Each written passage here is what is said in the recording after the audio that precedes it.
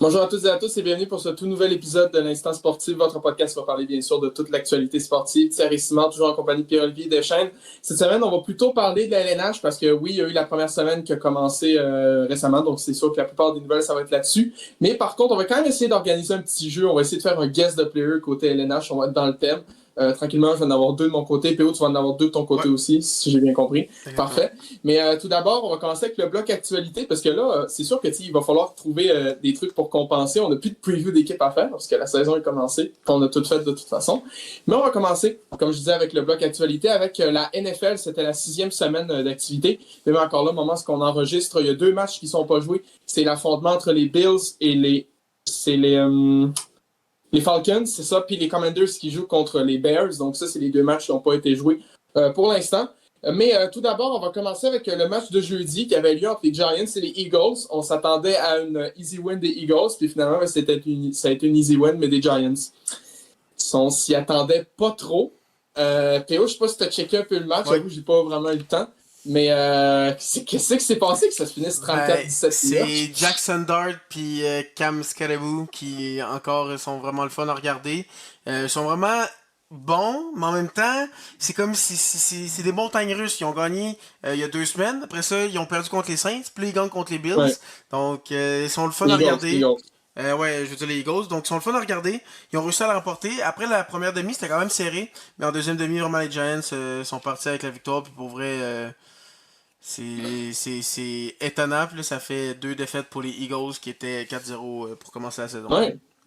Bizarre, puis tu sais, la semaine dernière, c'est contre les Broncos. Ok, oui, c'est une équipe qui est quand même pas pire, mais les Giants, qui ont commencé 0-4, non 0-3, mais en tout cas, pareil, ça reste, ils ont mal commencé. Donc, défaite surprenante du côté des Eagles. Sinon, hier, dimanche, tout d'abord, il y avait un match à Londres. Sincèrement, les matchs que les Londoniens ont eu, j'espère que c'est pas leur premier match de football dans leur vie, parce que je pense que ça donne pas très envie de regarder ça. Parce que là, ils ont eu le droit à un Jets Broncos. Je veux pas être chiant vers les Jets, mais ils sont 0-6. Là. C'est comme pas. C'est la pire équipe de la C'est ligue, là. pas.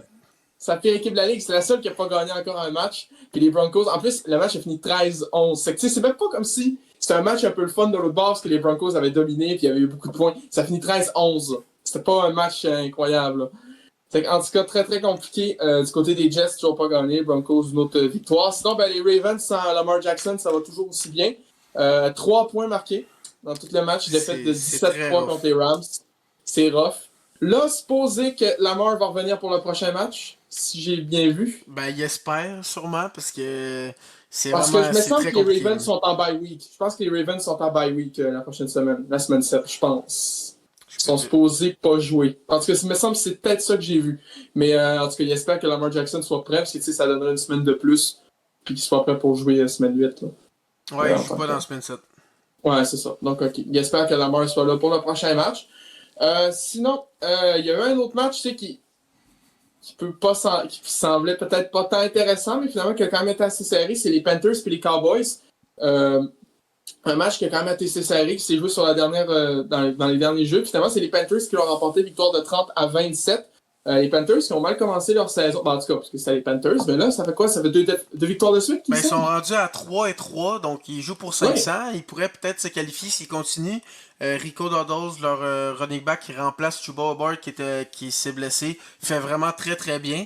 Donc vraiment surprenant. Puis pour les Cowboys, c'est en dents de scie. Ils ont gagné, ils ont perdu, Mm. ils ont gagné, ils ont perdu, ils ont fait une nulle, puis là, ils ont perdu. Donc Ouais. c'est jamais où te placer avec les Cowboys. Mais de ce que je comprends, les Cowboys, c'est genre top 5 meilleure attaque, mais top 5 pire défense. Donc c'est tout le temps des Ouais. matchs le fun à regarder. Mais c'est pas très concluant. Là. Ils sont rendus 2 3 et 1. Parce que oui, il y a eu une égalité. Donc les Cowboys, Ouais. c'est quand même compliqué. Et ils ont perdu contre les Panthers, comme tu as dit. Les Panthers qui surprennent et qui remportent un autre match.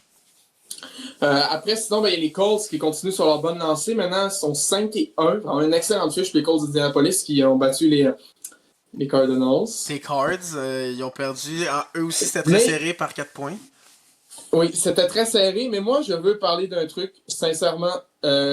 En plus, j'avais vu. Moi, au début, je voulais même pas regarder le match parce que je m'étais dit, en plus, Kyler Murray est blessé, il jouera pas, ça vaut pas la peine. Puis, sincèrement, Jacoby Brissett a vraiment bien joué. Il a Ouais. gardé les Cards dans le match tout le long. L'attaque a bien marché tout le long. La défense, Des fois, ça allait, des fois, non. Mais sincèrement, il a tellement bien joué. Je pense que là, les Cards vont avoir une espèce de dilemme au niveau des corps arrière parce que, tu sais, OK, oui, les Colts, peut-être qu'ils jouent vraiment trop bien, mais en même temps, ils sont quand même 5-1. Puis Brissett était capable de garder les Cards dans le match tout le long. Moi, sincèrement, je le mettrais starter pour un autre match. Là, Voir ce qu'il peut faire encore dans une autre performance. ouais, tu sais, hier, j'ai exagéré un peu, PO, quand je t'envoyais un message en disant je ne veux plus jamais revoir Kyler Murray, mais pour vrai. Puis au moins, le truc qui était le fun, c'est qu'il faisait des passes. Ça, c'est un truc que Kyler, on n'était pas habitué de voir. On C'est se fait quand pas des même longues passes. assez utile quand t'es un carrière Ouais. de faire des passes aussi. Là. Ouais, Kyler, c'est ça que j'aime moins. C'est qu'il fait des passes de 3 verges. C'est comme, en tout cas, c'est ça que j'aime pas trop. Mais en tout cas, quand même une défaite encourageante pour les Cards, si je peux dire ça comme ça.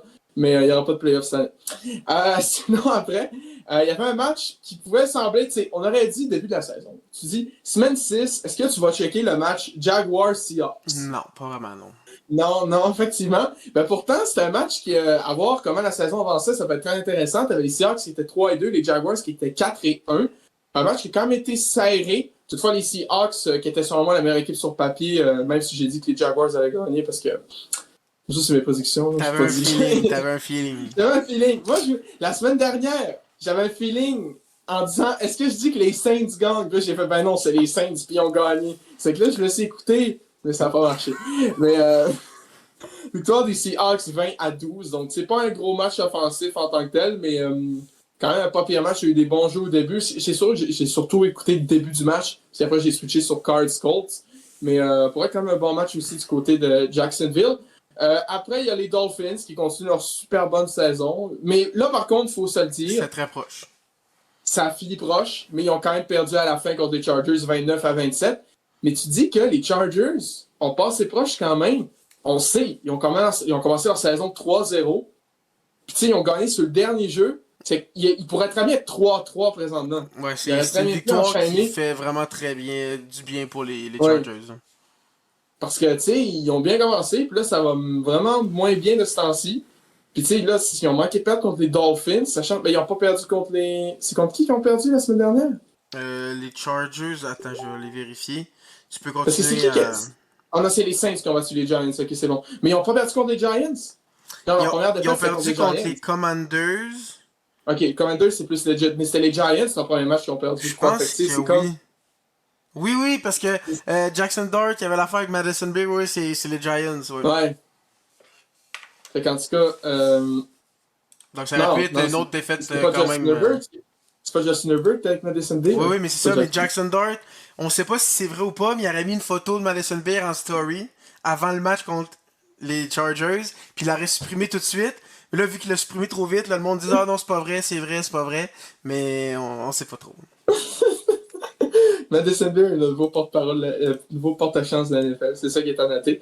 Mais donc, victoire des Chargers 29-27. Sinon, les Steelers qui ont gagné 23-9, ok, contre les Browns, sans Joe Flacco. Oui, ça a l'air que sans Joe Flacco, c'est un gros. C'est un gros. Joe Flacco. c'est Joe Flacco. Non, mais c'est un gros truc dans la défaite des Browns. Donc, victoire de 23-9 des Steelers. Est-ce que les Steelers vont remporter leur division? Ben, comment c'est parti? Les Steelers sont en train de s'échapper avec cette division-là. Là. On n'aurait pas dit ça en début de saison. Hein. Ils sont 4 victoires, une défaite. Ils ont leur bye week qui est fait. Mais c'est Aaron Rodgers, il joue très bien. 40 ans au-dessus, mais il joue très bien. Mais là, tu sais, c'est les Browns, c'est pareil. Sinon, les Patriots qui continuent leur bonne saison quand même. Victoire de 25-19, ok, oui, contre les Saints. Mais pareil, victoire de 25-19 des Patriots. Faut le noter. 4-2, sympathique quand même. Bonne fiche. Sinon, tu sais, il y avait un match que je pense que personne sur la Terre a écouté, à part peut-être les fans des équipes respectives. C'est Raiders-Titans. Hey, ça, c'est très rough, là. Ça, c'est rough comme affrontement. Mais les Raiders se sont sauvés avec la victoire de 20-10. Donc, moi, je m'attends à ce que si les Cards jouent contre les Raiders, les Cards débattent. Parce que si on suit la logique du football, les Cards perdent contre les Titans, mais les Titans perdent contre les Raiders. Donc, les Raiders devraient perdre contre les Cards, logiquement. Depuis le début de la saison, c'est un peu étrange comment... C'est toujours ça. C'est toujours ça. Cette année, c'est vraiment dur à prédire qui va gagner. Vraiment, j'ai des amis qui sont fans de football depuis plusieurs années puis ils disent que cette année, c'est une des plus dures à prédire. Là. Effectivement. Donc, victoire des Raiders 20-10. En tout cas, sinon, il y avait un match qui était très intéressant sur papier, c'est Buccaneers-49ers. C'est deux équipes qui étaient 4 victoires, une défaite avant le match. Là, les 49ers, des blessures, ça continue. Il y en a un autre joueur qui vient de perdre. Si tu peux me retrouver le nom, parce que j'avoue, je ne l'ai pas retenu. en tant que tel. Je sais qu'ils ont perdu un autre joueur pour un certain temps. Puis ça a quand même fait mal. Puis Baker Mayfield du côté des Buccaneers qui joue très bien. Victoire de 30-19. Tampa Bay qui est maintenant 5 victoires, 1 défaite. Puis je trouve que ça fait bizarre parce que comme je t'en parlais un peu avant l'enregistrement, il me semble que ça faisait quelques saisons que les Buccaneers, comme ils gagnaient leur division, mais avec comme une fiche de 8 victoires, 9 défaites, de 9-8, qui est à peine au-dessus de 500. Puis là, ils ont vraiment l'air d'être actually, en tout cas au moins une bonne équipe. Là, parce que là, même s'ils ont des blessés, ils ont quand même une fiche de 5 victoires, 1 défaite.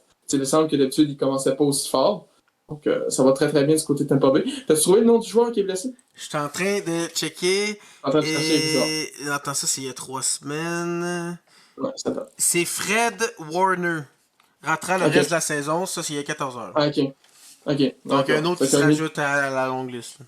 Une autre perte pour les 49ers. Sinon, les Packers qui revenaient de leur bye week, victoire de 27-18 contre les Bengals. Donc, malheureusement, Joe Flacco n'a pas réussi l'exploit de battre 2 fois la même équipe avec 2 équipes différentes, comme en tout cas dans la même saison. Puisqu'on rappelle que la seule victoire des Browns cette année, c'était contre les Packers avec Joe Flacco à QB.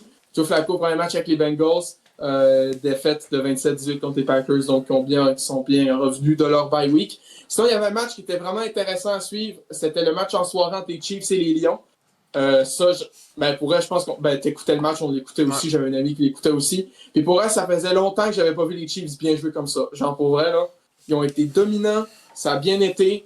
Je pense qu'en même temps, l'espèce de truc qui s'est passé au début du match, tu sais, le toucher de Jared Goff qui a été refusé parce qu'il y avait un hors-jeu sur la séquence. Ça, je pense que ça a un peu brisé le momentum que les Lions avaient commencé à créer parce que les Lions, leur début de match était parfait. Là, ça avançait, ça allait chercher les premiers jeux, c'était vraiment bon. Puis là, ça leur a comme un peu coupé les ailes dans leur élan. Puis les Chiefs, après, qui ont vraiment été difficiles à arrêter, l'attaque a très bien fonctionné. Que ce soit Pacheco qui a très bien fonctionné, Patrick Mahomes, excellent match, Travis Kelce aussi. Pour vrai, là, très très solide de la part des Chiefs. Qui ont maintenant, ils jouent pour 500. Je pense pas qu'en début de saison, ce sera attendu à dire que les Chiefs, ils jouent à 500 à peine à la semaine 6. Même si techniquement, ils l'ont atteint un peu avant, mais ils l'ont perdu après. Mais en tout cas, tranquillement, ça commence à jouer de mieux en mieux. Puis là, ça va être intéressant à suivre en fin de saison. En plus, c'est une bonne performance contre une des puissances de la Ligue. Les Lions sont très très forts. Leur seule défaite, c'est contre les Packers, puis maintenant les Chiefs. Donc, pour vrai, si vous êtes fan des Chiefs, vous pouvez être confiant. Et si vous les détestez comme plusieurs, ben... ça se peut que les Chiefs ils se remettent en marche puis qu'ils se rendent encore loin. Là. C'est encore une équipe que je me dis en série, j'ai de la misère à voir quelqu'un vraiment être favori contre eux. Là. Même s'ils ont une fiche de 3-3, quand on voit que les Chiefs sont à leur meilleur, ils peuvent battre n'importe qui. Là. Surtout les Bills. Puis justement, il y a 2 matchs en soirée qui sont pas commencés encore. On avait juste les Falcons qui reviennent de leur bye week qui vont jouer contre les Bills. Puis les Commanders qui vont jouer contre les Bears qui eux aussi reviennent de leur bye week. T'as-tu des petits favoris pour les matchs? Bills, je pense que les Bills vont battre les Falcons. Et sinon, les Commanders, c'est quand même une bonne équipe. Je pense que je les prendrais over les Bears. Mais si on se souvient l'année dernière, c'est là qu'il y avait eu le jeu, le Hail Mary en fin de match, qui avait donné la victoire aux Commanders. Donc peut-être les Bears s'en souviennent, vont essayer de venger ça. Mais si j'avais à dire, je prends les 2 favoris, les Bills et les Commanders. Puis rapidement, on peut regarder les matchs qui vont avoir lieu dans la semaine 7 de la NFL. Tout d'abord, je vais parler des équipes qui sont en bye week. Donc, il y en a 2. Puis, en début d'année, on serait dit, c'est dole que ces 2 équipes-là sont en bye week puisque c'est 2 bonnes équipes. Là, c'est une bonne équipe et une équipe mauvaise. C'est les Ravens et les Bills qui vont être en bye week pour la semaine 7. Donc, c'est ça un peu qui donne un peu de la chance à Lamar Jackson d'en venir. D'abord, je l'ai dit, ça commence un match qui est pas nécessairement le plus intéressant sur papier, c'est Bengals-Steelers. Normalement, ça va être une victoire des Steelers. Là. Mais c'est un match quand même important pour la division. Les 2 sont dans la même division. Ouais. Puis si les Steelers le gagnent, c'est quasiment assuré qu'ils vont finir devant les Bengals. Même si on est encore jeune dans la saison, mais ça prendrait une avance de 5-1 puis les Bengals descendraient à 2-5, là, ça serait compliqué. Mais s'ils remportent le match, ça peut ramener tout le monde plus proche. Là. Sinon, après, dimanche, je crois qu'il va encore avoir un match à Londres. Là, c'est un match un peu plus intéressant. Sur papier quand même qu'un Browns, non pas un Browns, mais Broncos Jets, ça va être un Jaguars Rams. Jaguars, c'est peut-être faké parce qu'ils ont vraiment bien commencé l'année, mais c'est 2 équipes qui sont 4-2. Donc ça peut être intéressant, même si je mettrais probablement les Rams favoris pour ce match-là. Sinon, dimanche dans l'après-midi, ça va être Bears Saints. Ouais, ça c'est Browns Dolphins. Oh, le Tank Ball épique, ça là. Le bon Tank Ball. Les Raiders, tantôt on parlait en bien des Chiefs qui jouent très très bien. Les Raiders, il va falloir, je pense, qu'ils s'accrochent si les Chiefs continuent sur leur lancée. Parce que ça va être Chiefs Raiders au Arrowhead Stadium en plus. Après Vikings Eagles. Ça peut être un bon match. Ouais, ça peut être un bon match, surtout si les Eagles, il faudrait qu'ils se rassaisissent un petit peu. Les Vikings, leur QB, ils sont revenus ou Non, c'est encore Carson Wentz qui joue. Ouais, ça, Jefferson n'est pas revenu, hein, c'est ça. Ok. Sinon, il y a Jets Panthers. Ben, les Panthers pourraient continuer sur leur bonne lancée. Ouais, Euh, C'est tout, parce que c'est les Jets, là, c'est sûr qu'ils vont continuer sur leur bonne lancée. Là, les Jets. Mais en même temps, les Jets ont dit ça, mais il n'y a pas beaucoup de matchs qui sont vraiment détruits. C'est tout le temps proche quand même. Donc, ils pourraient peut-être causer une surprise, mais je miserais pas là-dessus, là, si je t'avoue. Sinon, les Patriots qui vont jouer contre les Titans. Ouais. Ben, Bah, Patriots écoute, les pourraient Patriots, continuer. pas sur leur bonne lancée aussi. Est-ce que les Giants peuvent continuer sur leur bonne lancée et causer une surprise contre les Broncos? C'est sûr, c'est dur à dire. Ils sont, comme on a dit, ils sont inconstants. Ouais. Donc, c'est dur à prédire, mais ils sont toujours le fun à regarder. Mais j'aime beaucoup la défense des Broncos. Je pense que les Broncos vont être capables de bien arrêter l'attaque, la jeune attaque des Giants. Puis sinon, Chargers Colts, ça aussi, ça peut être un match intéressant. Je vais peut-être mettre mon petit 2 sur les Colts parce qu'ils jouent très très bien. Ah non, moi j'irais avec les Chargers. Tu joues avec les Chargers, ça? Ben, on dirait que j'y crois pas les causes. À chaque fois, je suis ouais, non, mais j'y crois pas. Genre, Daniel Jones, j'ai l'impression que ça va prendre une année complète avant que j'y croie, là, tu comprends? Ok. Mais s'il tweet une photo de Madison Beer avant? Ah, easy clap, easy win. Easy clap, ok, c'est bon.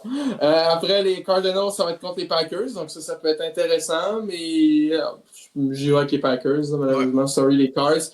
Les Commanders contre les Cowboys. J'irai avec les Commanders. Ouais. Je trouve qu'ils ont une meilleure défense que les Cowboys, mais en même temps, les Cowboys font beaucoup de points. Ouais. Sinon, 49ers, ça c'est le football du dimanche soir, ça va être 49ers Falcons.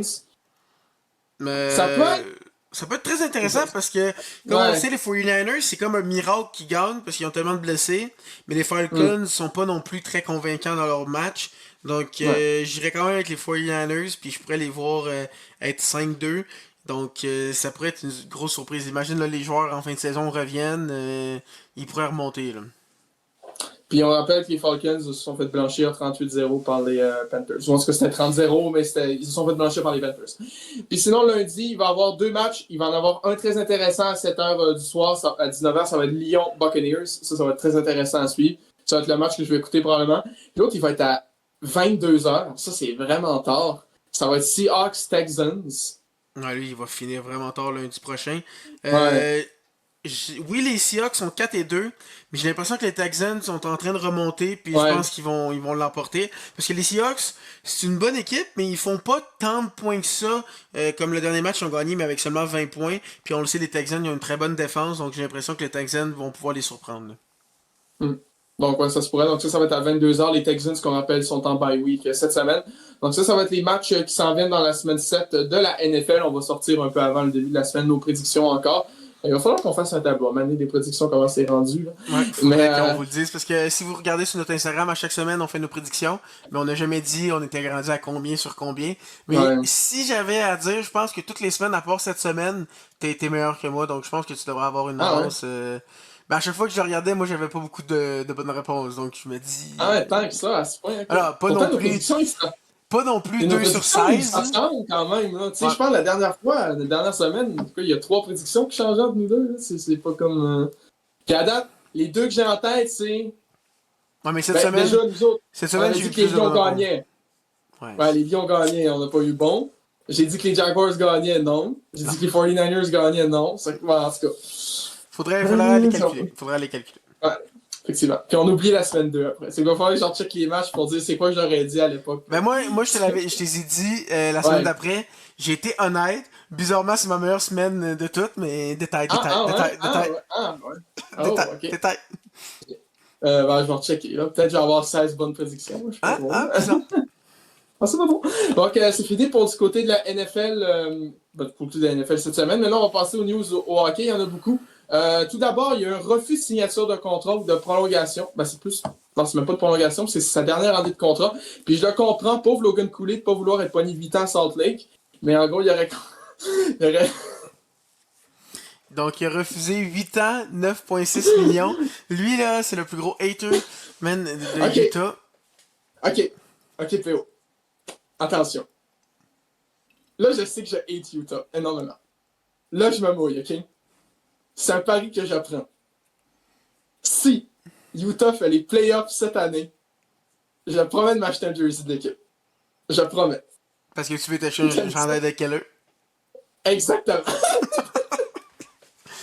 Ah oui, tu vas t'acheter un chandail de Utah s'ils font un playoff. Oui. Alors, en plus, c'est record. Je suis prêt. Puis après, si je dis, ah non, non, c'est pas vrai, ben, ça va être vrai parce que tu vas avoir Mais tu sais l'enregistrement. que c'est juste niquer tout seul, genre.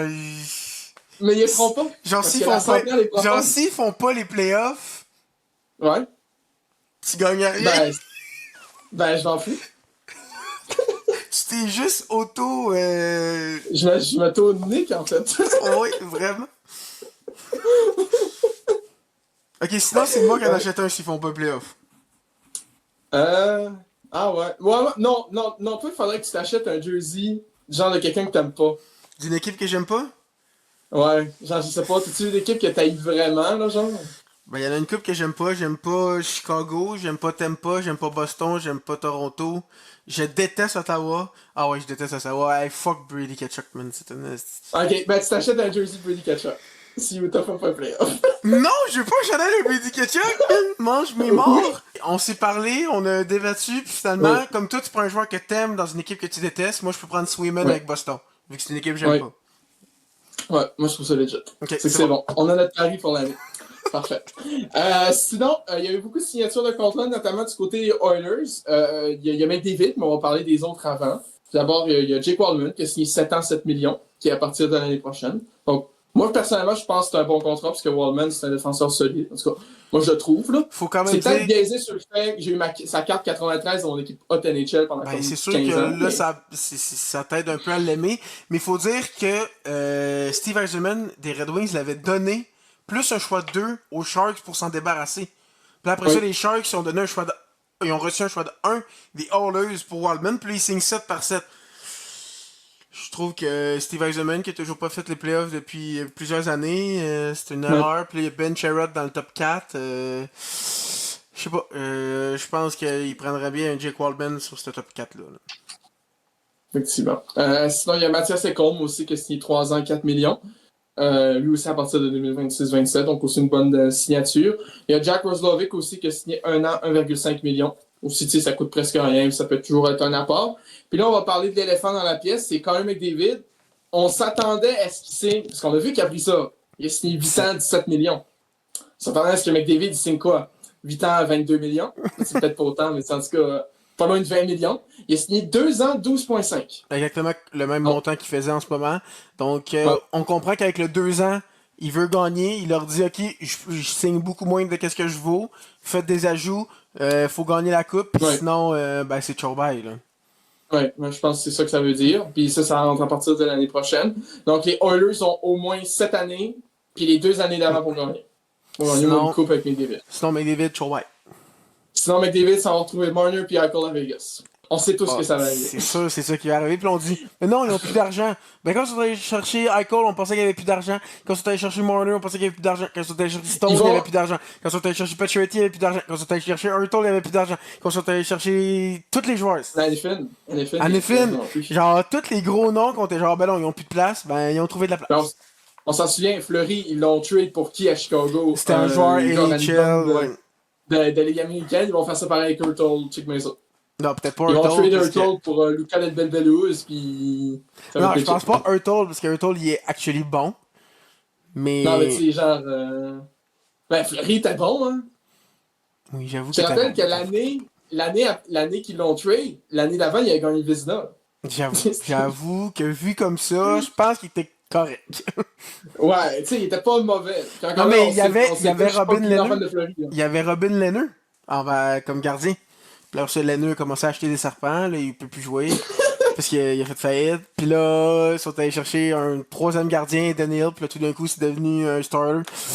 Vegas, c'est étrange, là. Moi, je me souviens de 23 des playoffs quand j'ai Vegas allait pas se rendre loin, parce que leur starter, c'était Laurent Brossois, là, en playoff. Finalement, ils Ouais. ont vraiment bien gagné la coupe.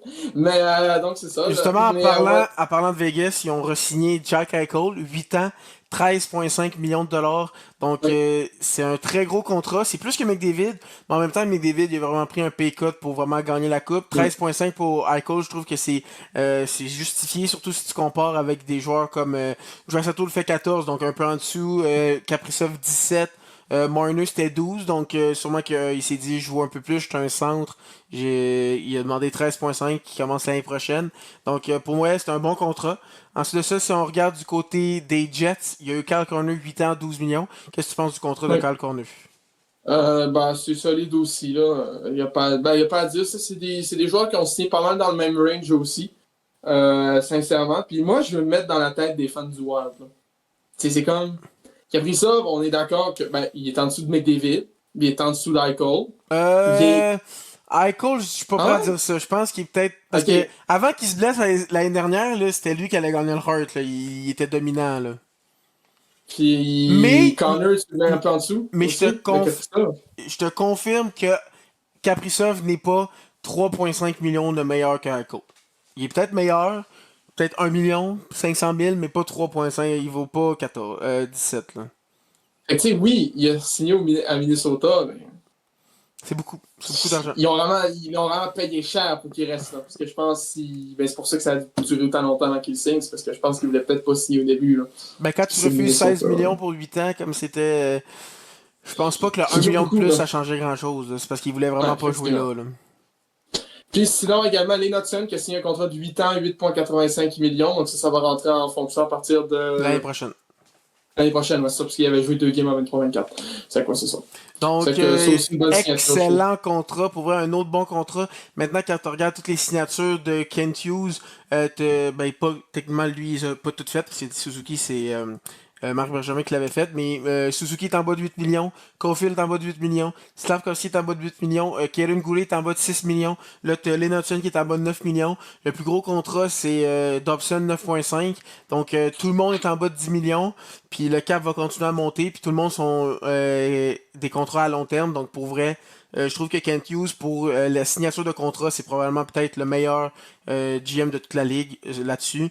Il est en train de construire une équipe, construire une mentalité pour l'équipe. Tout le monde rentre dedans. Parce que clairement, les Nutsons, après avoir vu Luke Hughes, Jackson Lacombe, on avait dit minimum 9,5, probablement 10, 10,5. Puis c'est en bas de 9. Donc pour vrai, très beau travail du côté de Kent Hughes. Puis je suis vraiment. J'ai un peu comme McDavid, j'apprécie vraiment ce que Hudson a fait. C'est comme, vous savez, moi je suis un très grand fan des Canadiens. Puis j'apprécie vraiment qu'ils prennent un peu moins pour gagner avec Montréal. Ah ouais, t'es fan des Ouais, Canadiens, je ouais, savais pas. ouais. Ouais, un petit peu. Savez-vous que j'aimais pas Lita aussi? Sinon, en parlant d'un ancien joueur des Canadiens, Jonathan Drouin, Oui, il a été suspendu ouais. une partie après avoir donné un double échec dans la face de Connor Dwyer pendant le premier match contre les Pingouins. Donc sa suspension est déjà faite. Donc c'est quand même, on voulait le nommer Drouin suspendu. C'est pas souvent arrivé. Quand il manquait des matchs, que ce soit blessure ou raison personnelle, mais Mm. là ça a été suspendu. Donc aussi, je voudrais juste dire sur Drouin, c'est lui qui a marqué sur le premier point à Matthew Schaefer. Oui, c'est vrai. Donc, ça ressemble à ça du côté de Drouin. Sinon, il y a eu un joueur qui a pris sa retraite, Cam Atkinson. Donc, il est quand même un bon joueur. Si on n'a jamais remarqué, c'est lui qui a le plus grand nombre de buts dans une seule saison pour Columbus, à égalité avec Rick Nash. Les deux ont fait une saison de 41 buts. Donc, Cam Atkinson, il a quand même été un très bon Ah joueur. ouais. Bon. Dans son pic, c'était un joueur de premier trio. 41 buts, c'est très très bon. Donc, un joueur qui ça faisait une couple d'années, qui est là, était les dernières équipes, je pense que c'était Tampa Bay, qui essayait de s'accrocher, mais là, il a décidé de prendre Ouais, sa Philadelphie, retraite. Tampa Bay. Ouais. Philadelphie, Tampa Bay. Puis il a pas joué en 22-23, selon ses stats. Il a Ouais, été blessé toute l'année. il essayait à la fin. Il essayait de se raccrocher, Ouais. puis là, il a dit, ouais, non, ça vaut plus la peine. Et là, il y a aussi deux équipes qui ont sorti des nouveaux chandails, comme c'est toi notre expert dans les chandails, tout ça. Est-ce Oui. que tu peux nous en parler un peu? Oui. Déjà, ben, j'en ai une en tête. Puis, ah oui, c'est vrai. Donc, tout d'abord, il y a les Kings. Les Kings, ce qui s'est passé, c'est que c'est un petit peu sorti de nulle part. En gros, ils ont fait leur réchauffement après le premier match, à leur premier match contre l'Avalanche, en gros, avec leur chandail régulier. Puis, ils ont droppé une vidéo comme ça, genre sur le tableau indicateur. Puis, ils sont sortis, genre, comme des. Ils sont sortis Tes de la chambre vestiaires. des joueurs, sont sortis du tunnel. Ils sont sortis aller sur la glace avec un nouveau chandail. C'est sorti de nulle part comme ça. C'est comme. Je trouve ça très original pour un dévoilement de chandail. Ça se voit rarement, mettons. C'est pas comme soit il monte dans un post officiel où il leak. Souvent, c'est plus ça qui arrive. Il leak d'ailleurs. Donc, c'est un chandail qui, rapidement, là, tu vois flou. Là. Genre, tu regardes de loin, il n'y a pas vraiment de différence avec le chandail à domicile. Je parle niveau modèle puis couleur. Il y a juste le logo qui change. Le logo, en gros, c'est que sur le logo présent des Kings, qui est une nouvelle version de leur ancien logo, il y a comme une espèce de petite couronne en bas, une version un petit peu plus moderne. Ben, la couronne, c'est rendu le logo de ce chandail-là principal. Puis au niveau de la police d'écriture en arrière, ça me rappelle le chandail Burger King des Kings.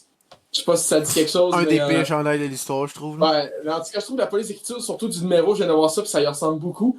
Mais l'uniforme en tant que tel, il est pas il est relax, ça veut rien dire, mais il est comme. Il est classique. Il est fait la job. sobre. Il est sobre. Il est sobre. Mais le casque. Moi, chromé. je déteste. T'es pas le seul. J'haïs tellement les casques chromés. Je trouve ça tellement laid. Genre, pour vrai, c'est pas beau. Puis Vegas avait commencé cette trend-là. Puis j'aime pas Vegas, c'est que ça aide pas non plus. Mais les Kings, c'est pas mieux, là. C'est laid, les casques chromés, là. Mais, non, pour vrai, je comprends pas. Je comprends pas, là. C'est pas beau, là. C'est pas incroyable. Ça rajoute rien. Puis en plus, ça fit pas parce que l'uniforme est noir, en grande majorité, avec une ligne grise. Grise foncée. Les pantalons, ouais, grise foncée. Les pantalons, ben, tu sais, les culottes sont noires avec des petites lignes grises. Les bas sont noirs avec une bande grise. Puis là, le casque est gris. Mais genre gris plus pâle chromé, là. Tu sais, ça, il est chromé. Tu sais, ça fit pas, là. Tu sais, si le chandail était majoritairement gris, ou il était blanc et gris comme leur ancien third jersey, ok.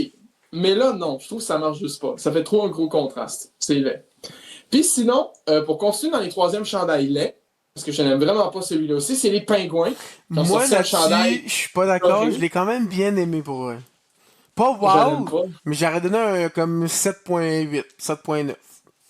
Il est trop jaune. Il est trop jaune, j'aime pas. J'aime pas. Puis, excusez, là. Non, le seul truc que j'aime dessus, c'est l'espèce de shoulder patch avec l'igloo. C'est le seul truc que je trouve parce que c'est un nouveau logo, c'est original.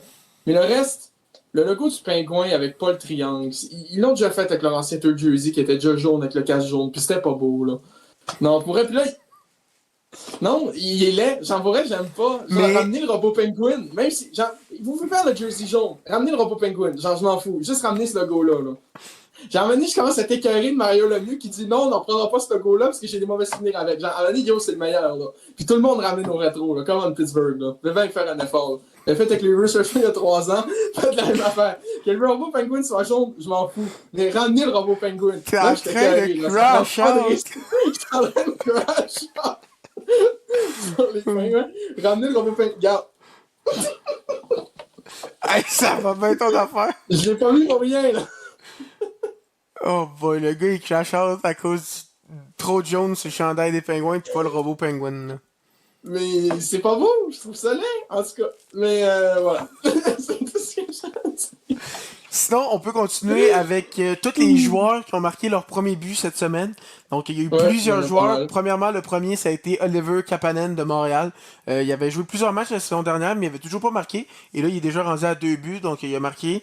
Il y a Matvey Gridin avec Calgary qui a marqué son premier avec les Pingouins, justement, qui était crash out. Ils ont eu 2 joueurs, Harrison Brooknicki et Ben Kindle, qui ont marqué leur premier but. Ensuite de ça, Max Shabanov avec les Islanders qui a marqué son premier but. Lui, c'était un peu comme Tiplakov, c'est un joueur qui s'en venait de la Russie. Ensuite de ça, il y a Beckett Senecki qui a marqué son premier but, il en a marqué 2. Ensuite de ça, il y a Sam Renzel avec Chicago, Matthew Schaefer avec les Islanders, Gavin Brindley avec Colorado et Ziv Bouillum, le défenseur du Minnesota, qui a aussi marqué son premier but. Donc, énormément de premiers buts, même qu'il y en a eu 6 qui ont été la même soirée. Donc, les jeunes se font sentir en ce début de saison. Effectivement, donc ça commence bien. Maintenant, on attend le premier but de... Y a-t-il une recrue qui n'a pas marqué son premier but encore? Il y a une grosse recrue, là. C'est ceux qui doivent avoir... Zane Parek. Leonard, je sais pas s'il a marqué l'année passée. Snuggerud n'a pas marqué encore. Sinon, on attend le premier but de la saison de Demidov. Il a marqué l'année dernière. On attend qu'il marque le premier but. Mais sinon, si je pense rapidement, c'est les seuls qui me viennent en tête, là, vraiment, maintenant. Là. Puis sinon, juste pour parler rapidement de la première semaine dans la LNH, as-tu certaines impressions? Je sais qu'il est très très tôt. Ben, il y a Vegas qui ont fait beaucoup de buts, mais ils ont quand même perdu plusieurs matchs. Donc ça, je trouve ça étrange. Une surprise, c'est Boston. Ils ont commencé la saison 3-0. En même temps, la seule vraie victoire impressionnante, c'est contre Washington. Ils ont gagné 1. Je sais plus trop combien ils ont gagné, mais ils ont gagné. Mais les deux autres matchs, c'était contre Buffalo et contre Chicago. Donc, c'est deux équipes plutôt de bas de classement. Sinon, il y a Tampa Bay qui a toujours pas de victoire. Ça, c'est un peu surprenant en date d'aujourd'hui, lundi. Donc, je vais Vasilevski dans mon pouls. c'est sûr que c'est rough. C'est rough, mais sinon, ça ressemble pas mal à ça. Sinon, il y a les Canadiens qui commencent quand même bien. 2 victoires, une défaite.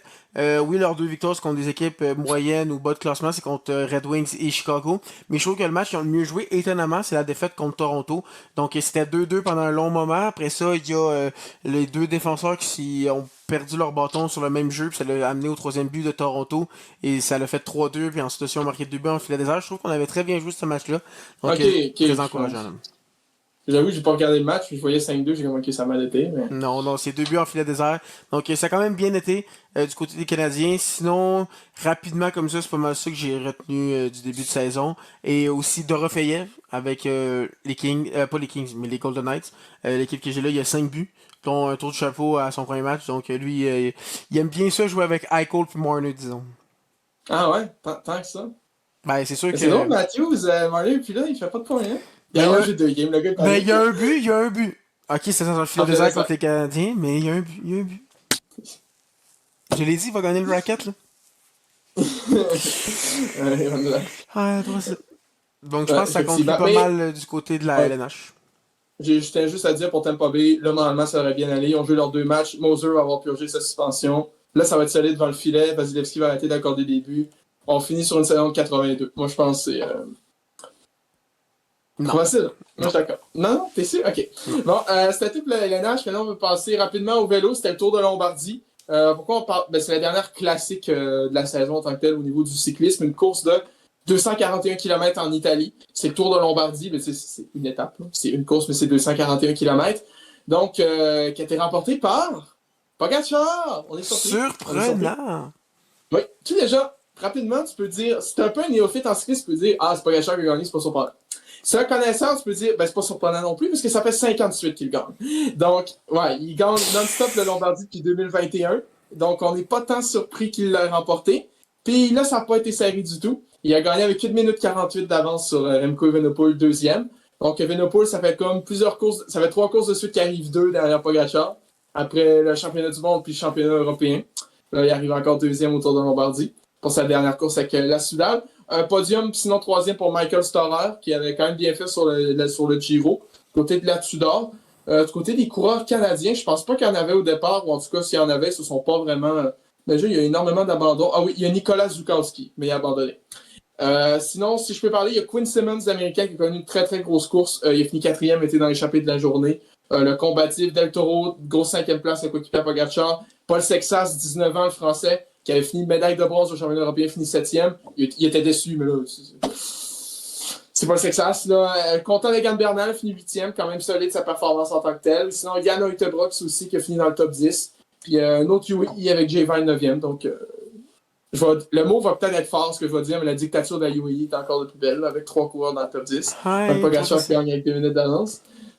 J'étais carré. Mais non, c'est ça. Donc, c'est pas mal terminé pour la saison de cyclisme en tant que telle. Il reste une course.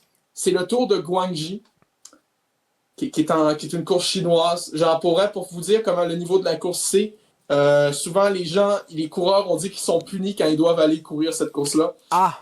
Puis, avoir la start list, il n'y aura pas tant de choses à surveiller. Mais, ça, en tant que tel, après, je vais peut-être pouvoir parler des grosses signatures en tant que tel au niveau du mercato, parce que j'en ai jamais vraiment parlé.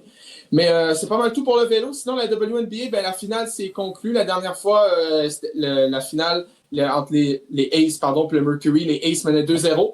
Mais les Aces ont gagné 4-0. Ça n'a pas manqué grand-chose en tant que tel. Un petit balayage. Match 3, ils ont gagné 90-88, puis le match 4, 97-86. Donc, pas été très serré le 4e match en tant que tel. Donc, les Aces de Las Vegas qui remportent leur championnat. Et Joe Wilson qui a été nommé MVP pour une autre fois. Puis, PO, tu m'en parlais un peu avant le début de l'enregistrement, mais Joe Wilson, depuis quelques années, là, c'est vraiment une des meilleures joueurs de la ligue. Une meilleure Ben, joueuse. elle vient de gagner son quatrième trophée de MVP de la saison, son deuxième de finale MVP. Après ça, elle a été aussi pour une Ouais. troisième fois la Defensive Player of the Year. Ensuite de ça, elle a gagné un autre championnat, c'est son troisième si je me trompe pas. Donc vraiment, elle domine. Je pourrais vous lister tous ses accomplissements, mais vraiment, j'ai l'impression qu'il n'y a pas de débat en tant que meilleur joueur de tous les temps. C'est vraiment elle. Puis cette année encore, elle l'a prouvé en gagnant le championnat, puis elle a tout gagné cette année-là. Elle a gagné, elle a tout raflé. C'est la première fois que quelqu'un a gagné le championnat, finale MVP, MVP de la saison, puis le Defensive Player. Là. C'est la première fois de l'histoire de la WNBA, donc incroyable comme saison qu'elle vient de connaître. Effectivement, donc la saison de la WNBA est maintenant terminée. Par contre, ce qui va être à surveiller dans les prochaines semaines, c'est le draft d'expansion, puis le draft tout court en tant que tel de la WNBA, parce qu'on rappelle qu'il y a une équipe canadienne qui s'en vient l'année prochaine, puis c'est le Tempo de Toronto qui s'en vient. Puis sinon, avant de conclure le bloc actualité puis parler des 3 étoiles, il faut parler aussi des séries dans la MLB Ouais. qui se sont poursuivies dans les dernières semaines. Tout d'abord, les Blue Jays qui ont sorti les Yankees en 4 matchs. Donc ça, pas débat, mais ça, déjà, on était très contents. De ce côté-là, ça a très bien marché dans les 2 premiers matchs. Troisième, un petit peu moins bien marché après, mais en quatrième, après, quand même, pas une victoire de série facile, on va dire, mais les Blue Jays ont été en confiance Ouais. tout le long, puis ont remporté la série en 4 matchs. Sinon, de l'autre côté de l'américaine, ça a été plus serré entre les Tigers et les Mariners, ça s'est rendu en 5 matchs, mais finalement, puis c'est en 15e manche, Oui. et ça s'est terminé le match 5, mais les Mariners qui ont finalement réussi à l'emporter contre les Tigers. Du côté de la nationale, les Dodgers ont remporté en 4 matchs contre les Phillies. Ça n'a pas été trop compliqué du côté de Los Angeles. Dernier match des Phillies, il y a eu une grosse erreur de leur part. Oui, c'est vrai. Ils pouvaient faire un dernier retrait, mais le lancer au marbre a été complètement raté. Ça l'a mis le point gagnant en prolongation. Donc vraiment crève-cœur comme fin de saison pour les Phillies. Là. Effectivement. Puis sinon, les Cubs qui jouaient contre les Brewers, ça a été un peu plus serré là aussi, mais les Brewers finalement qui l'ont remporté en 5 matchs. J'espère qu'Hugo se porte bien ce côté de. Il s'y attendait peut-être un peu. Ouais, il prévoyait, il savait que les Brewers c'était une Ouais. très bonne équipe, mais il espérait, mais ça doit être crève-cœur. Mais c'est pareil. S'ils sortaient Brewers, c'était contre Otani et les Dodgers. Ça aurait été compliqué, puis après ça en finale, ça aurait été genre les Mariners ou les Blue Jays qui jouent vraiment bien, donc ça aurait été compliqué pour tout le reste. Là. C'est pas comme en 2023 qui est un miracle run des 2 bars Rangers D-backs. Je pense ça reste quand même 4 powerhouses qui restent. Puis là, justement, pour la finale américaine, ça a commencé hier. Les Mariners se sont sauvés avec le premier match, victoire de 3-1 face aux Blue Jays. Pourtant, ça commençait bien. Springer qui a frappé un. C'est un circuit qui a frappé sur le premier lancé, tout simplement, avec le premier lanceur. Mais après ça, il y a eu une décision un peu douteuse avec le lanceur des Blue Jays. Il jouait vraiment très bien. Ils ont décidé de l'enlever. Puis après ça s'est mal terminé. Puis on le sait, depuis le début de la saison, les releveurs puis les closers des Blue Jays, c'est vraiment pas leur force. Puis ils l'ont retiré après seulement 76 lancés. Il y en avait encore dans le corps. Puis c'est là que ça l'a un peu déraillé, mais c'est vraiment décevant. Mais là, les Blue Jays ont eu de la misère à frapper. Oui. On a juste fait un point comparé contre les Yankees, on éclatait des points partout. Oui. Donc, faudra se reprendre dans le deuxième match. Faut absolument le gagner parce que là, comment ça fonctionne, c'est 2 matchs à domicile, 3 matchs pour l'autre équipe, alors ça sera 2 matchs à domicile. Oui. Donc, si on perd encore, puis ils vont 3 matchs à domicile, ça va être très dur. Là. On a 3 matchs à Seattle, effectivement. Donc, c'est une série 4 de 7, là, on rappelle. Là, c'est plus du 2-3 ou du 3 de 5. Puis du côté de la nationale, le premier match, c'est ce soir entre les Brewers et les Dodgers. Fais-tu un favori pour cette série-là? Ben, moi, je l'avais dit, ce que je veux, c'était Blue Jays Dodgers. Ce que je pensais, c'est Mariners Dodgers. Mariners, Dodgers, ok. Ce que je pense, c'est qu'il. Mais en même temps, on a tellement bien joué contre les Yankees que j'ai le goût que ce soit vraiment Blue Jays Dodgers. Puis je vais dire, ouais, ma prédiction, ça va être Blue Jays Dodgers. Blue Jays vont remonter. Mais je pense qu'au total, c'est les Dodgers qui vont gagner une deuxième fois de suite. Je l'ai dit au début de saison, les Dodgers, ils ont tellement une forte équipe. Là. Les lanceurs, les releveurs, les lanceurs partants, les frappeurs. Vraiment. Puis en plus, les joueurs sont clutch en série. Non, les Dodgers sont vraiment forts. En plus, c'est un frappeur qui est lanceur aussi. Donc, écoute, c'est assez compliqué. Donc, ça va être à suivre dans les prochaines semaines du côté de la MLB. Maintenant, rapidement, on peut passer à nos 3 étoiles de la semaine. On a 2 joueurs de la LNH. Tout d'abord, notre 3e étoile, c'est Jack Eichel du côté des Golden Knights. 2 buts, 5 passes, 7 points en 3 matchs. C'est le meilleur pointeur de la ligue pour l'instant. Est-ce que les Golden Knights jouent aujourd'hui? Je sais qu'il y a 10 matchs. Faudrait que j'aille vérifier, parce qu'en ce moment, au moment de l'enregistrement, il est 14h. Donc, en plus, il y a déjà des matchs qui ont commencé. Oui. Je sais pas pourquoi, c'est le Thanksgiving canadien, c'est peut-être pour ça qu'il y a tout plein de matchs en après-midi. Mais je vais vérifier si les Golden Knights jouent. Mais j'ai mis Eichel, mais j'ai hésité, parce que oui, il y a 7 points, mais...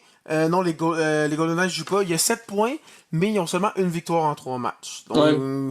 mais en même temps, quand tu as 7 points en 3 matchs, Solide. c'est solide, Solide. premier de la ligue. Je trouvais que ça méritait d'être là. Ensuite de ça, deuxième étoile, c'est du côté de la NFL. C'est Rico Dowdle. C'est un running back, on a un peu plus parlé plus tôt des Panthers. Normalement, c'est un deuxième running back, mais là, Chuba Hubbard s'est blessé, puis là, il est devenu premier. Puis ça fait 2 semaines qu'il est vraiment excellent. Et cette semaine, il a fait 183 verges par la course, 56 verges par les airs, les réceptions, et un touché. Puis ça fait 2 semaines que c'est lui le meilleur joueur fantasy en plus. Donc on trouvait qu'il méritait d'être là, surtout qu'il a fait ça contre son ancienne équipe, parce que l'année dernière, il jouait pour les Cowboys. Et là, il était avec les Panthers, puis il a réussi à faire une grosse performance contre son ancienne équipe. Puis il a amené les Panthers à une victoire, puis il les a remontés à 3-3. Donc je trouve qu'il méritait d'avoir la deuxième étoile cette semaine. Et du côté de la première étoile, est-ce que tu peux nous en parler un peu? Oui, effectivement, ben, on est retourné du côté de la LNH chez Igor Shesterkin, le gardien des Rangers, qui a joué 3 matchs, qui a un blanchissage en 3 matchs, mais c'est surtout ses statistiques. Il y a une moyenne de buts alloués qui est en dessous de 1. Donc, tu sais, c'est 0,67, 0,976 d'arrêt. Donc, très, très solide. Les Rangers qui n'ont pas accordé beaucoup de buts. Ils ont accordé quoi? 3 buts, excluant les buts philadelphiens? Je pense que c'était 4 buts, 3 buts ou 4 buts, quelque chose comme ça, mais ils ont quand même 2 défaites. C'est ça qui est... Donc, Ouais. étonnamment, cette année, on dirait que les Rangers sont une équipe défensive qui vont gagner des matchs 2-1. Mais non, Shesterkin fait vraiment très bien.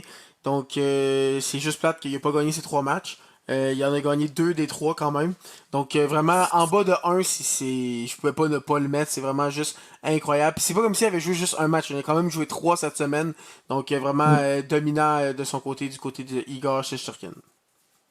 Effectivement, donc c'était pas mal tout pour notre côté bloc actualité / 3 étoiles du match. Là, c'est sûr qu'on n'a pas vraiment trouvé de sujet de chronique cette semaine en tant que tel. Ben, les previews sont terminés, comme tu l'as dit, PO, plus tôt. Mais on a décidé de jouer un petit jeu. C'est le retour du bloc 4 qui va devenir un bloc 2.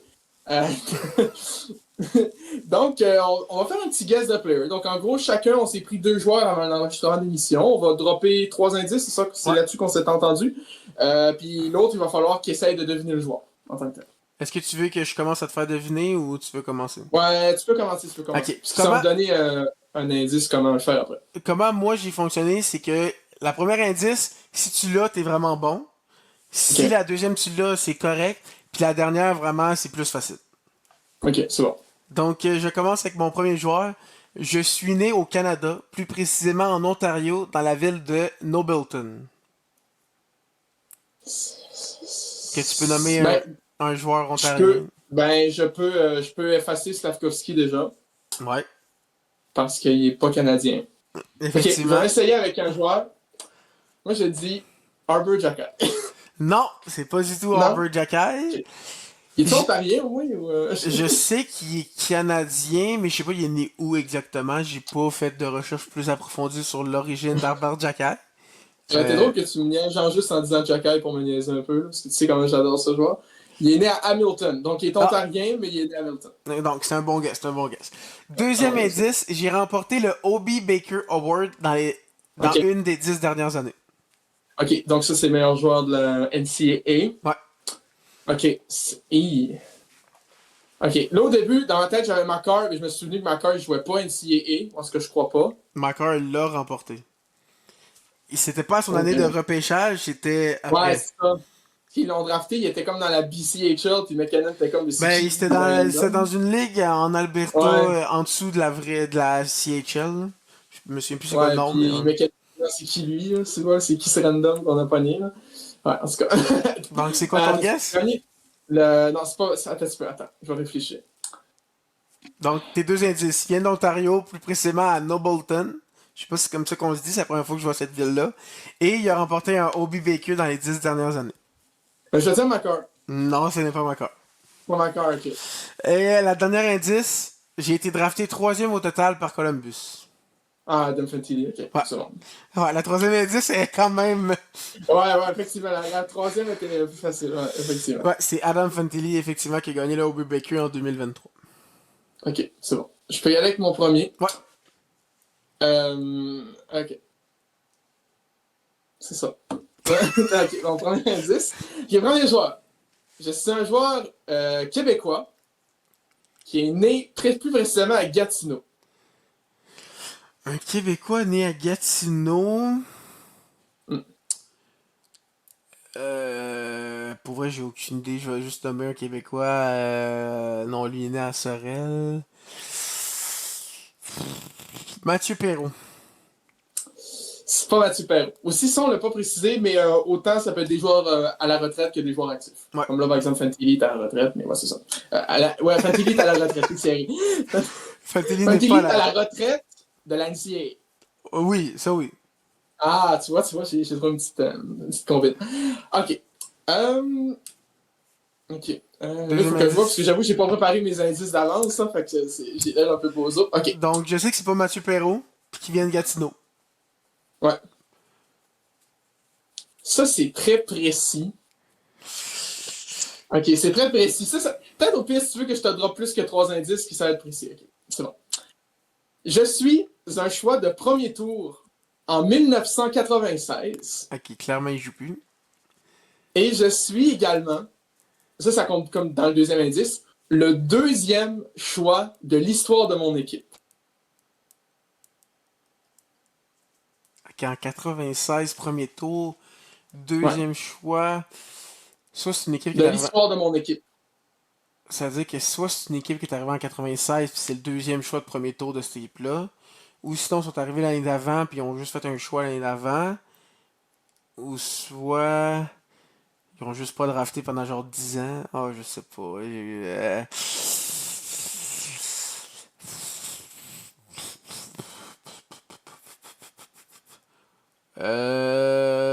Qui est arrivé dans ces années-là? J'ai aucune idée. Euh, les Savs sont arrivés de... Non, pas du tout, je sais pas. Les, Euh, les Sabres sont arrivés en 70, ouais, bro. c'est ça que j'ai dit. Là, je savais. Hey, en 96, qui sont arrivés? Je vais y aller avec... j'ai aucune bonne idée. Derek Stéphane, je sais pas, bro. J'ai pris sa retraite il y a 2 ans. Je sais pas, mais j'ai dit au hasard, bro. Je vais te donner un autre indice qui précise. Non, non, c'est correct, c'est correct. Non? Ok, c'est bon. Non, c'est pas Derek Stefan. Ok. Je drop un troisième indice qui va être quand même plus facile. Présentement, je suis un directeur général dans la LNH. Ok, Il écoute. est DG présentement. Hein? Un DG québécois? Oui. Mathieu Dard. Non. Oh, j'aurais dû passer plus que 2 secondes. Terrible. Bon, ben, je l'ai C'est pas eu. vraiment... C'est C'est qui? Daniel Brière. Oh, c'est du n'importe quoi. Ah, j'aurais Donc, dû penser Daniel plus que deux Brière secondes. est né à Gatineau. Il n'a pas joué avec l'Olympique de Gatineau, par contre. Il a joué 3 ans avec les Voltigeurs. C'est le deuxième choix de l'histoire de son équipe au repêchage parce que c'est un choix de premier tour des Coyotes en 1996. Le premier, c'était, pour l'information, Dan Fott. Ouais, non, il a joué un peu, mais pas tant. Puis troisième, ben DG, puisqu'il est présentement le DG des Flyers. Ah, j'aurais dû penser que Mathieu Darche, il a vraiment pas été drafté dans les années 90. J'aurais dû réfléchir. Ouais, non, j'ai pas réfléchi. Ok, à mon tour de prendre un joueur. Ouais, Mon deuxième joueur. J'ai pris ma retraite après la saison 2021-2022. ok. Mathieu Perrault. Non! Non, ok. Je sais même pas quand il a pris sa retraite, Mathieu Perrault. Ben, ça devrait être long, je pense que c'est ça. Hein? C'est 21-22. J'ai Ok. joué pour 3 équipes. 2 équipes dans l'Est et une équipe dans l'Ouest. Ok. Non. Est-ce que tu veux directement la troisième indice? Un petit peu. Je vais essayer de trouver un guess. Je sais pas. Jason Pominville, je sais pas. Je pense pas que c'est lié pour ça, il y a trop avant, là. Ok, c'est bon. Je suis un défenseur ayant gagné un trophée Norris avec l'équipe qui m'a repêché.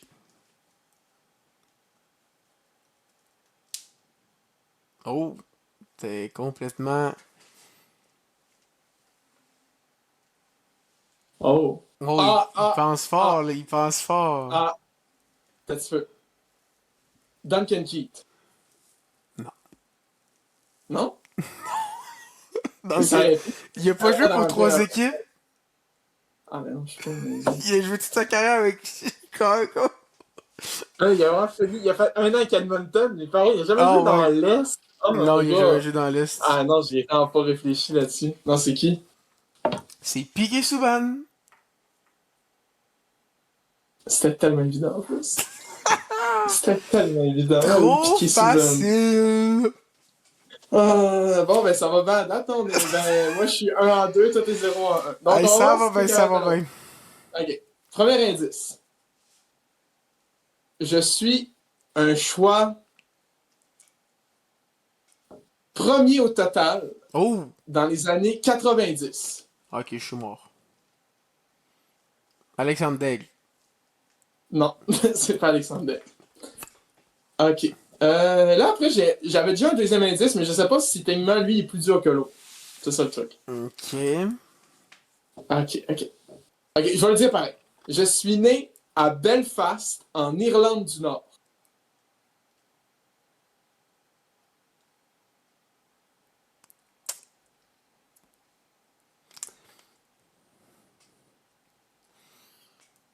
Troisième indice. C'est pas, tu veux pas t'essayer? Chris Pronger. Qui? Chris Pronger. Non, c'est pas Chris Farm. Troisième Je sais indice. même pas s'il a été first overall. Je pense que oui. Non, mais il était second overall. Mais en tout cas, Ah. il a été haut. Il a été drafté haut. Ok. Troisième indice. J'ai eu une bonne carrière dans la LNH, mais c'est pas ça l'indice, inquiète pas. Ma meilleure saison a été de 84 points en 78 matchs avec les Sharks en 99-2000. Et souvent, quand on pense à moi avec les Sharks. En tout cas, Hein? personnellement, moi. Hein? Hein? Hein? Tu l'as pas? Je sais pas si... Non, je pense pas qu'il a été drafté premier, lui.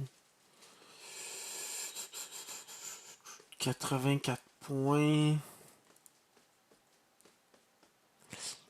C'est que je sais pas s'il a été drafté premier. Pourquoi il serait né en Irlande, l'esprit? Tu sais que c'est spécial, ça, le fait que ce soit un Irlande du Nord. Là. Ben, je vais dire... je sais pas s'il y a des... Je pense pas qu'il y a été... Patrick Marleau. Non. C'est pas Patrick Marleau, c'est Owen Nolan. Choix de premier overall par les Nordiques en 90. Est né à Belfast en Irlande du Nord. Puis, il est surtout reconnu pour avoir joué avec les Sharks. Mais en tout cas, moi je pense. Si vous me sortez qu'Owen Nolan, vous l'avez plus connu que les Maple Leafs, ben too bad for you, là. Mais là, à un moment donné, il a joué 2 ans là. Moi, j'avoue, Owen Nolan, c'est Coyote aussi, mais surtout. Mais c'est vraiment les Sharks, ça. Je vais arrêter de niaiser aussi, là. En tout cas. Donc, 0 en 2, 1 en 2. On va pas essayer de refaire ça. Pour vrai, c'est le fun. Bon ouais, c'est le fun. Tu me prends des joueurs impossibles à trouver. Hey yo, Owen Nolan, pas me dire qu'il est pas connu, là. Ah ouais, mais jamais je pensais... Ouais, non, ça aurait été trouvable. Puis Daniel Prévière aussi. J'ai juste nommé le premier GM québécois que j'ai pensé. Mathieu Loche, il est GM. C'est le Kraken, hein? Non, hein? Non. Les Islanders? Ah, c'est vrai, c'est pour ça qu'il a gardé Patrick Roy. J'avais le Kraken en tête. Je me disais un GM random avec une équipe random, ça doit être le Kraken. Non, t'as juste pensé à Eberle qui a déjà joué avec les Islanders. Puis là, tu t'es dit... Non, vraiment pas. Vraiment pas ça. C'est pas ça, non? C'est vrai que j'allais dire les Highlanders. C'est vrai que la Moriello est plus là. Mais là, ils ont le droit de se le faire pousser à la barbe depuis qu'il est plus là, non? Je sais pas, Dash, il est chauve, lui. Ouais, mais tu sais, Patrick, j'espère qu'il a une petite barbe en arrière du banc, là. Ou Joe Drouin. Je sais pas. Schaefer, il a 18 ans, on s'attend pas à ce qu'il n'aille une, mais tu sais, au moins, je sais pas, Paul Mierry, il est tellement laid, pas dedans. Hey, toute sa vie, on l'a avec une barbe avec la laine 2, c'est affreux. Non, c'était affreux. Moi, j'étais pas prêt à voir ça Ouais, dans non. ma tête. 2021, quand il est arrivé, j'ai. Non, Ok, c'était ouais. pas super. Donc, en tout cas, c'était tout pour l'épisode de cette semaine. J'espère que vous avez apprécié, un petit peu plus court de d'habitude. Mais dans les prochaines semaines, on va essayer, on va build up des meilleures chroniques tant qu'à relancer NHL 26. Non, peut-être pas. Non, Non, non. c'est sûr. Moi. Ben, C'est peut-être sûr. peut-être qu'on pourrait se faire un mode franchise. Ah, peut-être. Ça peut être intéressant. Peut-être. On peut amener, si ça arrive qu'on parle de notre pool, on peut en parler Ah, aussi. parler de notre pool. Parce que On notre va pool. parler de notre pool. Mais on va juste Du en fait parler qu'on est. quand on va être premier. Ouais, c'est ça. Parce que là, live, on est 7 et 8, ça vaut pas la peine. Ça vaut pas la peine. Ça vaut pas la peine du tout. Donc, j'espère que vous avez apprécié cet épisode. La semaine prochaine, on va continuer de parler de la LNH, de ce qui s'est passé dans les dernières semaines. Également, on va parler. Ça, déjà, j'en ai pas parlé, c'est vrai, on n'a pas mentionné, mais les Nordiques sont supposés revenir avec un nouveau chandail de l'Avalanche en tant que tel. Parce que l'Avalanche, qui ont teasé un casque bleu avec un truc avec le logo des Nordiques, Ouais, sont supposés potentiellement ramener le chandail des Nordiques. mais moi, ma question, là, parce que moi, j'ai pas été un fan des Nordiques, j'étais pas né, il existait déjà plus. Mais je me dis, est-ce que les fans des Nordiques sont actually contents de ça? Parce que c'est comme si toi, je te dis, Utah, ils font un chandail des Coyotes. Je sais que la franchise a pas suivi, là, mais toi, tu serais-tu Ouais. content? Pense pas, là. J'apprécierais la vitesse, mais je trouverais ça chiant. Tu sais, c'est comme les fans des Whalers qui voient les Hurricanes depuis genre Ouais. 5-6 ans qu'un jersey des Whalers à une game ou deux.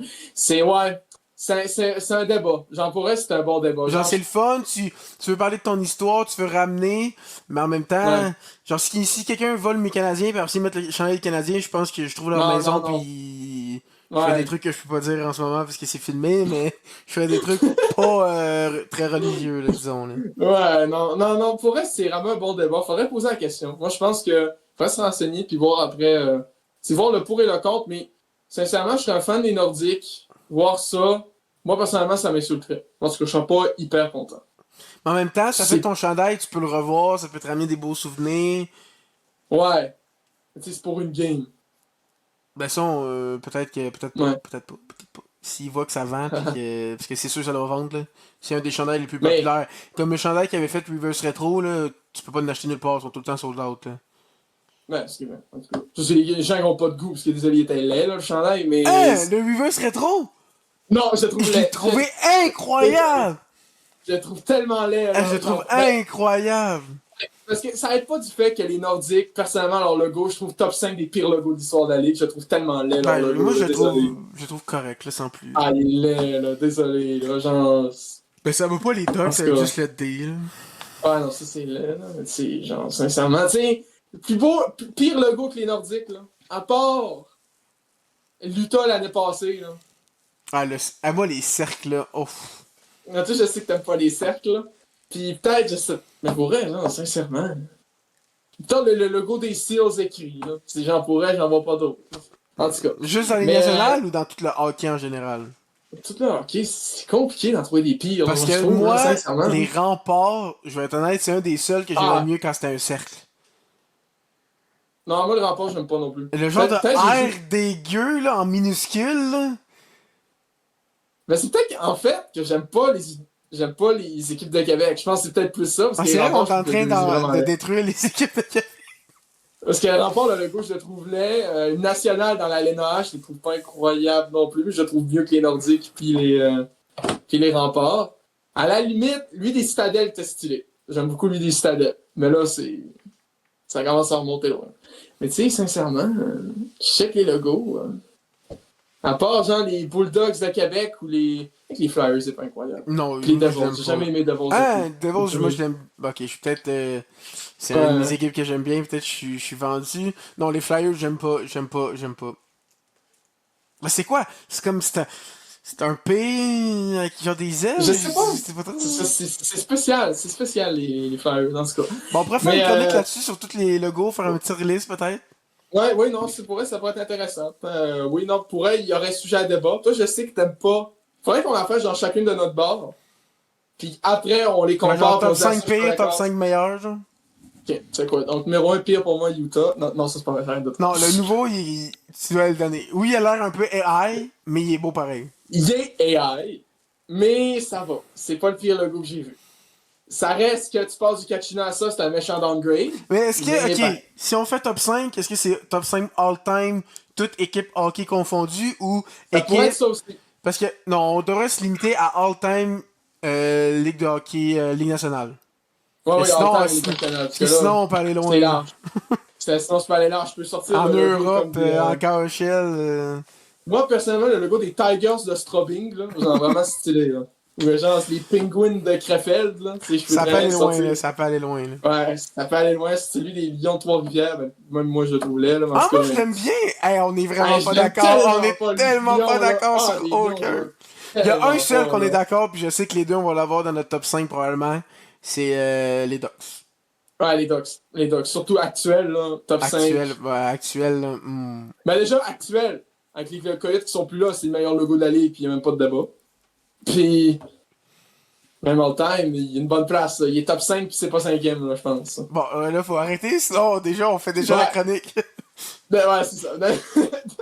On voit ça probablement la semaine prochaine, en tout cas dans les prochaines semaines. Sinon, la semaine prochaine, on va continuer à parler de la LNH, on va continuer à parler de la NFL. Tranquillement, il y a la saison de NBA qui commence aussi, on n'en a pas parlé aujourd'hui, mais il y a la NBA qui commence tranquillement. Mais ouais, c'est ça. Donc, ça va être à surveiller dans les prochaines semaines. J'espère que vous avez apprécié l'épisode. Vous pouvez toujours nous suivre sur nos réseaux sociaux. Puis on va se souhaiter à la prochaine.